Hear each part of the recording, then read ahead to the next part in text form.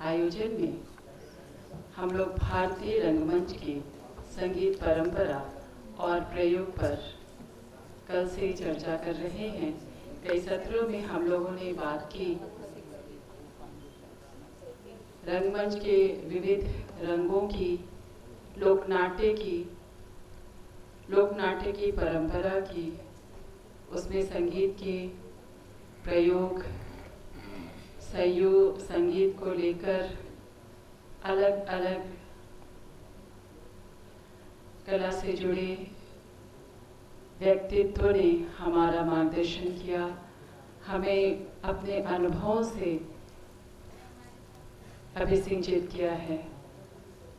हम सभी के आभारी हैं और अब हम अगले सत्र रास एवं रहस्य में कथक, इस पर चर्चा करने जा रहे हैं। रास एक ऐसी व्यवस्था है कहीं की नृत्य की जो शायद सभी नृत्यों की जननी कहीं ना कहीं कही जा सकती है।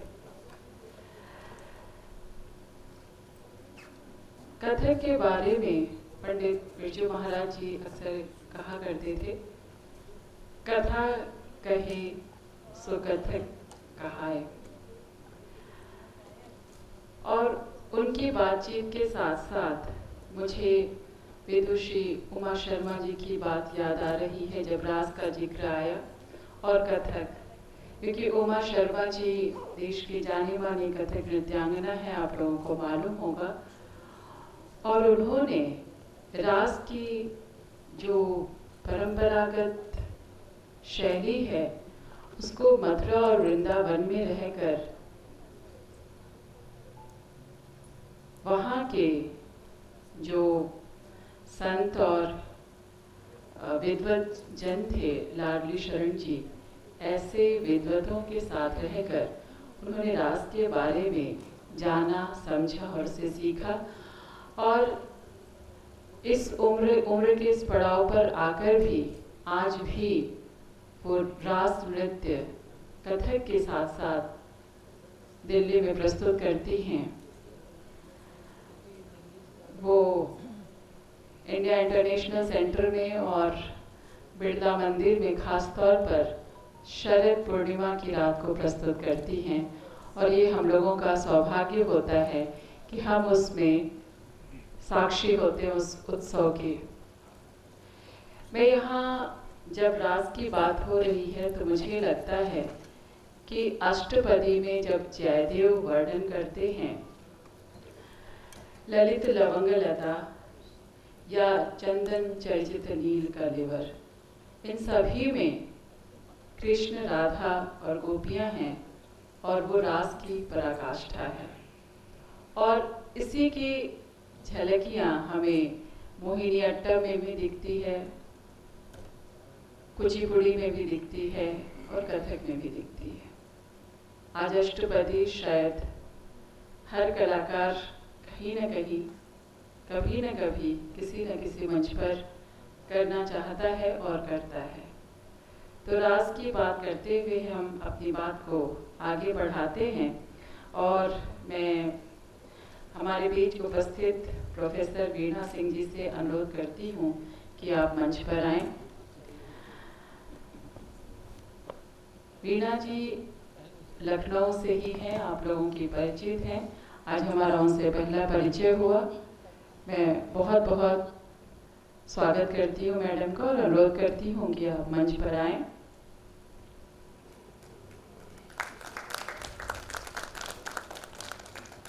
सुश्री वीणा सिंह जी प्रोफेसर मोहन राव कल्याणपुरकर, गुरु जे विक्रम सिंघे, प्रोफेसर पूर्णिमा पांडे और प्रोफेसर पुरु दधी जैसे गुरुओं के सानिध्य में कथक की साधना की है आपने।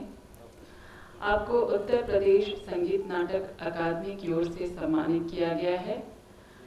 आप भातखंडे संगीत संस्थान एवं विश्वविद्यालय में नृत्य संकाय की विभाध्यक्ष रही हैं और लंबे समय तक कथक की साधना करती रही हैं।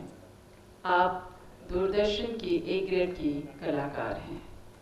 मैं स्वागत करती हूँ वीणा सिंह जी से और उनसे अनुरोध करती हूँ कि वो अपना वक्तव्य इस सभा में रखें और उनके अनुभव, उनकी बातचीत से हम लोग अनुग्रहित हों, अभिसिंचित हों हमारा ज्ञान।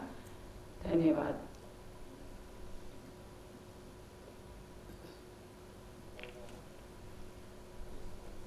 धन्यवाद निवेदिका जी।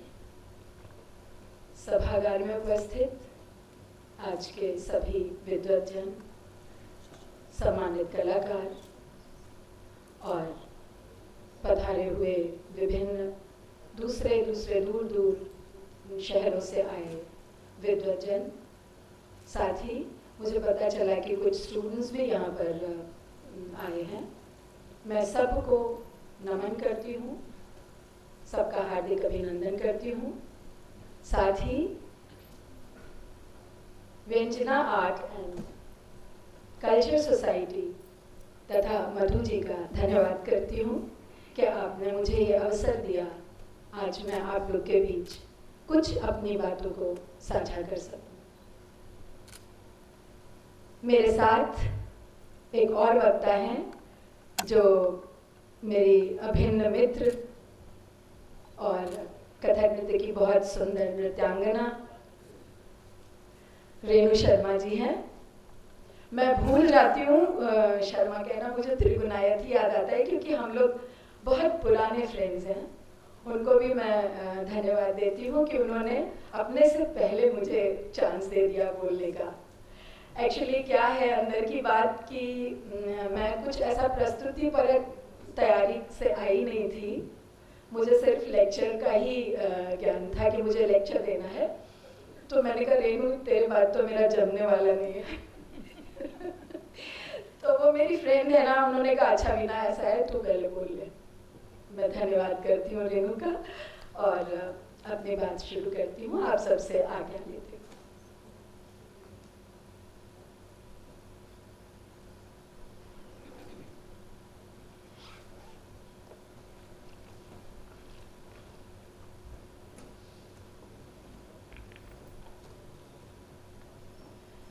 मुझे जो विषय दिया गया है वो रास और रहस्य में कथक, ऐसा विषय दिया गया है। तो रास हो या कथक हो, कृष्ण तो याद आते ही हैं।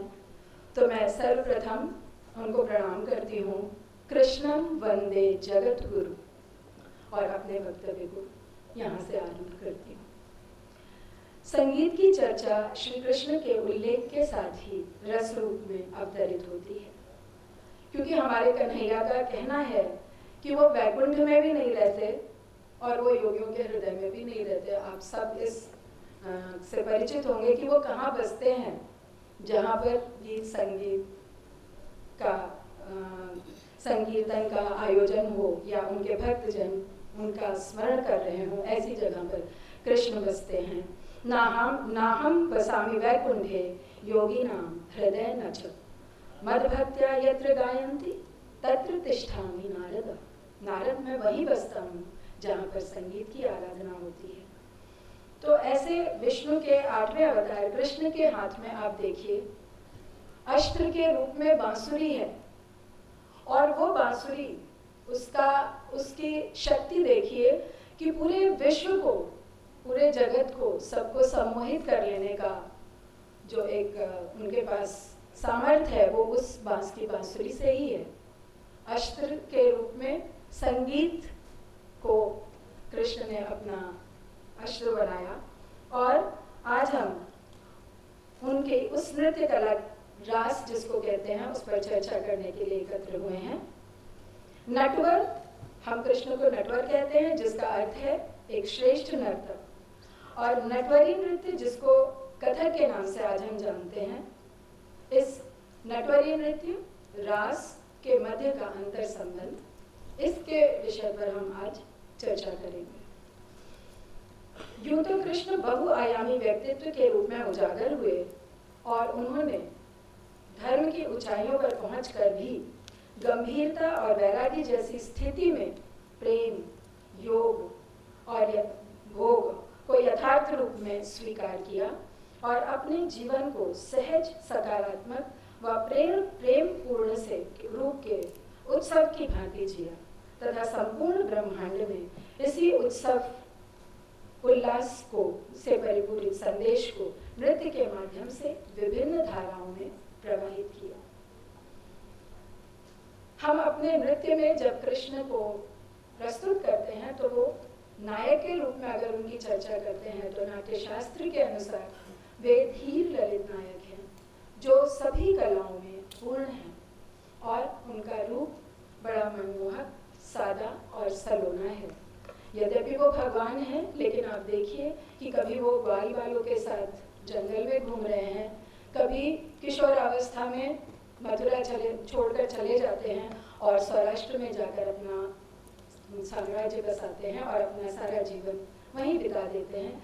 ऐसे सुंदर कृष्ण के अनेकों वर्णन आपको कथक नृत्य में और रास में मिलेंगे, जहाँ पर वो एक बिल्कुल सामान्य जीवन हम जैसे साधारण लोगों की तरह से हमारे बीच में हंसते हैं, खेलते हैं, गाते हैं, विभिन्न लीलाएं करते हैं।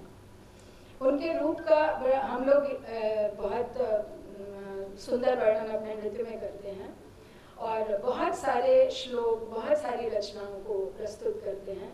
ऐसे कृष्ण का एक बहुत सादा रूप कि सुपिच्छ गुच्छ मस्तकम, मोर का पंख उनके माथे पर मुकुट है, दुनिया के राजा हैं, द्वारिकाधीश हैं, लेकिन ऐश्वर्य के नाम पे सुपिच्छ गुच्छ मस्तकम और शस्त्र के नाम पे सुनादि वेणु हस्तकम।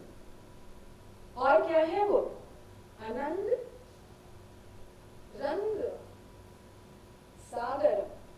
अनंग अर्थात कामदेव, तो अनंग रंग सागरम, ऐसे हैं हमारे कृष्ण। उनको प्रणाम करते हैं और उन्हीं का नाम लेकर हम सब कथाकार या कथक या रास नर्तक नृत्य करते हैं। इसके अंतर संबंध के बाद में हमें स्थापित करना है, ये प्रमाणित करने का विषय है कि क्या वाकई में कथक और रास के बीच में कोई इतनी समानता, इतनी सिमिलैरिटी, कुछ ऐसा है क्या कि रास और कथक एक जैसे ही कई बार कहे जाते हैं। लोग कहते हैं रास से कथक आया या कथक से रास आया। इस बात पर अनेकों